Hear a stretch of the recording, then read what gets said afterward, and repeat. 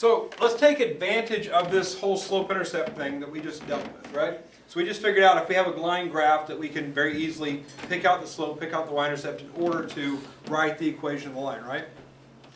If we start off with an equation that says y equals everything else, this is y equals mx plus b, right? And m is the number in front of x, and b is the number being added or subtracted from x, right?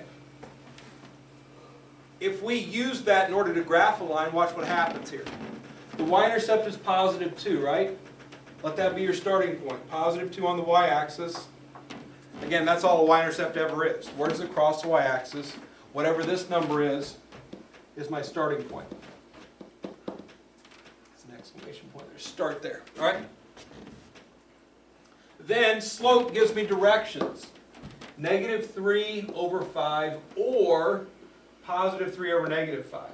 Both of those mean -3/5, right? The minus is on top or on bottom.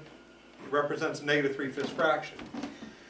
Slope is rise over run. So a rise of -3 means down 3. A run of positive 5 means right 5. Okay? That's directions from a point on the line to another point on the line. Do we have a point on the line already? Yeah. Yeah, the y-intercept is the point on the line, right? So you start at the point on the line and then apply the directions. Go down 3 spaces and right 5 spaces, and that's another point on the line.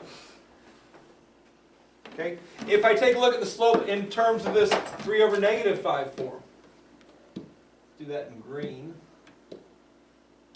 Maybe. There we go. 3 over -5. 3 for a rise means to go up 3 spaces. -5 for a run means to go left 5 spaces. So again, if I'm at my y-intercept and I go up 3 spaces and left 5, that's another point on the line.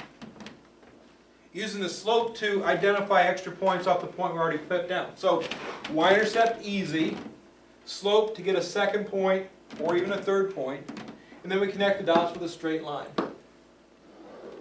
So they line up nice and pretty like that. So instead of making this XY chart every time, if we're graphing a line, we have the ability to use the slope and the y-intercept in order to get the graph much more efficiently. The one requirement, though, is that it does have to say y equals everything else. So if it starts off like that, you're ready to go. The very first thing we did, if it didn't start off like that, though, was to make it look like that, right? That was on purpose because I knew this day was coming, and we're going to want to use this technique every time we do it.